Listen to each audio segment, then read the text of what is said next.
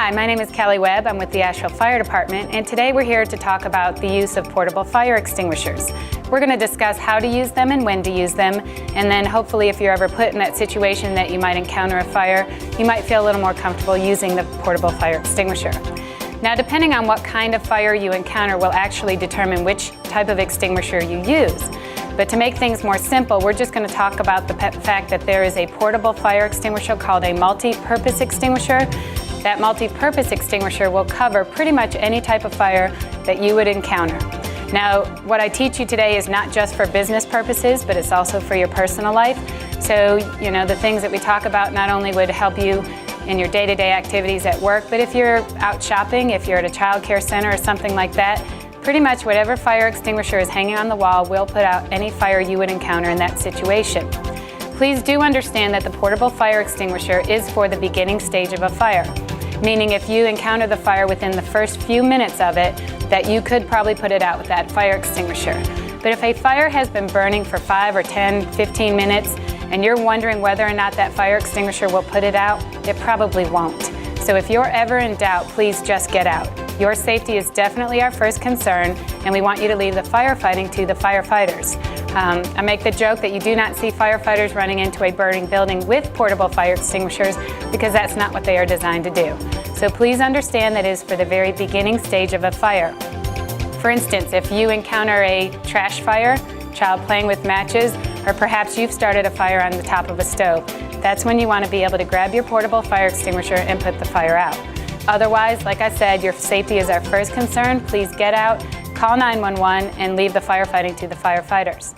Now, fire extinguishers pretty much all look the same. They're this beautiful red color. We have a handle, that's what you can carry it by, and it's actually the top portion of the handle, the trigger, that will emit the agent. They all have a safety pin in there, and that safety pin is tied on by a zip tie, and that's so that somebody doesn't accidentally lose that safety pin or a child tampers with the extinguisher, accidentally setting it off. They have some type of a nozzle or hose depending on the size of the extinguisher. They all should have a gauge, and this gauge is very important because the gauge is going to let you and me know whether or not this extinguisher is ready to use. If the gauge shows that the yellow arrow is in the green area, meaning it's charged and ready to go, then as far as you and I know that this is ready and it can be used. Otherwise, if you notice that the yellow arrow has dropped below the green, that means the extinguisher has lost charge for whatever reason and cannot be used. So please, if you ever notice an extinguisher that the yellow arrow has dropped out of the green, get it off the wall immediately, call maintenance, call whoever might be in charge of that extinguisher, and have them replace it immediately. If you leave it on the wall, the chance that somebody might need to grab it and use it is putting them in a high risk. So please. And if you ever notice that your personal extinguisher has lost a charge, you can look in the phone book under fire extinguisher companies. Several companies can assist you with recharging your extinguisher. A lot of the ones in businesses will have a tag on them. This means that annually a fire extinguisher company is coming out and checking this extinguisher out, making sure it's charged and ready to go. So annually somebody is physically touching this extinguisher and making sure it's in good working condition. But it would be helpful if you ever notice anything wrong with your extinguisher that you notify, somebody that can get that fixed immediately. We actually teach an acronym that helps you remember how to use the extinguisher. It's very simple, and the word is PASS. PASS stands for pull, aim, squeeze, and sweep. PASS. First thing that you want to do is pull this safety pin out. This extinguisher will never work until you pull this pin out.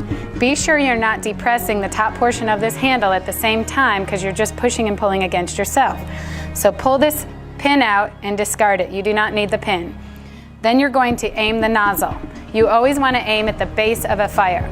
It's very important that you understand what the base of the fire is because even though flames may be coming up out of that fire, out of the base of the fire, you can knock those back, but until you get the agent on the actual base of the fire, it will not be extinguished.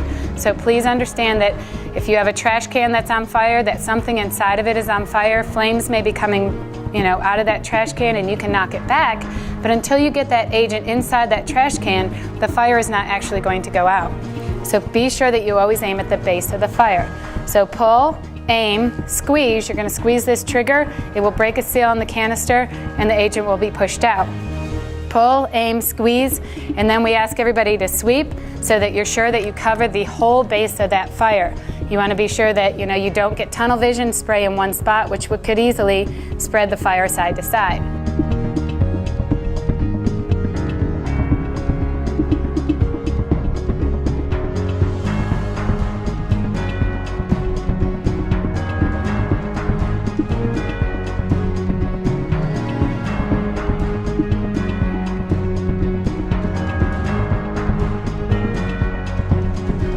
You want to keep a distance of about 8 to 10 feet when you encounter a fire and you're going to use your fire extinguisher.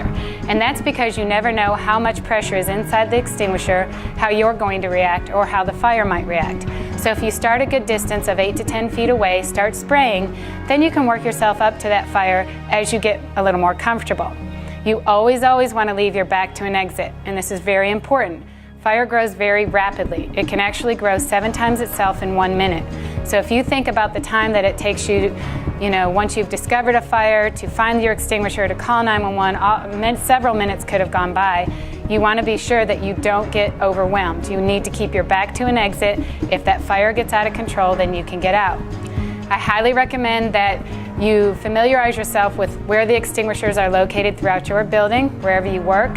And also, if you do have one at your house, I highly recommend that you go home tonight, pull it to the front of your cabinet, make sure that it's ready to be used. It needs to be easily accessible and readily available at all times.